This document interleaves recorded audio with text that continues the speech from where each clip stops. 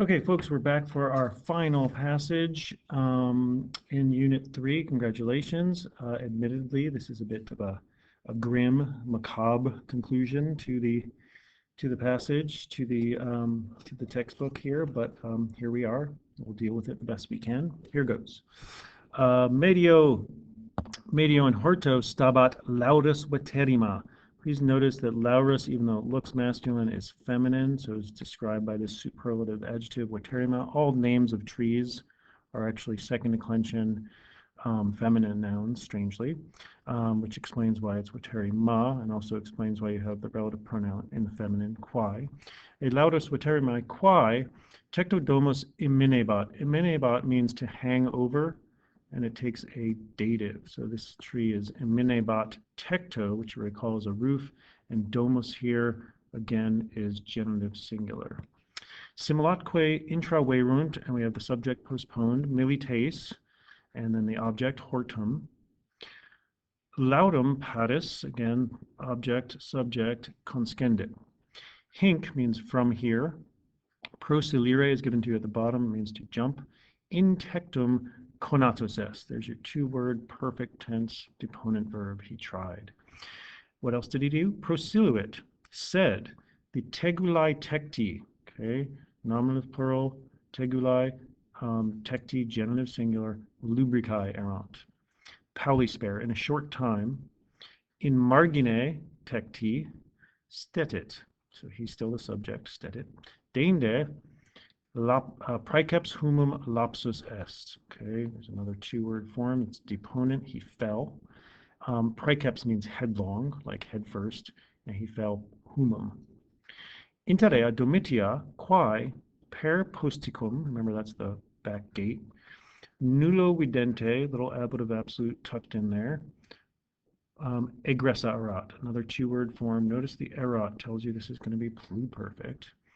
Haud procul, she was doing what? Expectabat, she was waiting. She was waiting. Haud procul. Doom here is going to be until. Paris ad se veniret. The ad se goes together as a little prepositional phrase, and the se is reflexive back to Domitia, her. Lapsotamen corpore eos. Eos would be his, describing the body. Okay, and we've got an ablative absolute here, lapso, same verb as we had above, lapsus est. Lapsotamen corpore eos. Tantus, red flag there for a coming result clause. Tantus erat fragor. How tantus was the fragor? Ut etiam ad audes domitiae adveniret. And adveniret here you're going to really just means came or reached to the audes domitiae. Quae, here this refers to, this is the connecting relative, we'll just say she. Okay, and then she's described with two nominative singular adjective, amens and negligens. Okay, and each one has a qualifying word or words with it. She, I would put a comma, metu, notice the ablative, amens, this tells in what way she was out of her mind, metu, and careless, we say careless about in English, but careless, Latin says of, careless of vitae suae. What did she do? In hortum reversa est. Ubi corpus paradis. Paradis there is genitive. Corpus is going to be accusative. Described by yacanes, also accusative, neuter, singular. Ubi corpus paradis humi yacanes vidit. So she's still the subject of vidit. What did she do? Well, dolore confecta describes her. Dolore is how she is confecta. Notice the ablative dolore. She did what? Se in eum coniacit. So se, of course, referring back to the subject, her, eum referring to him. And what else did she do? Ei dative oscula multa dedit. Oscula are kisses.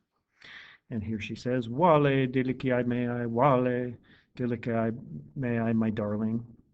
And then who comes up? Tribunus adiet. It's the perfect tense there. Domitiam, starting with the object. Ad aulum deduci, passive infinitive, to be led, or to be led down, if you like. He did it to her, usit, he ordered Domitiam ad aulum deduci. Ipse, and refers back to the tribunus, he himself. Caput here is accusative with the genitive of the dancer. Ipse caput pantomimi amputatum, describing the head. This is the grim conclusion I referred to earlier. What did he do with the amputatum caput pantomimi? Ad Epaphroditum retulit. He brought it back. Okay. Good luck with this one. Some good Latin in there. Do the best you can in about 30 minutes. And I will take a look at your translations. Have a wonderful holiday, and I'll see you back online on December 4th.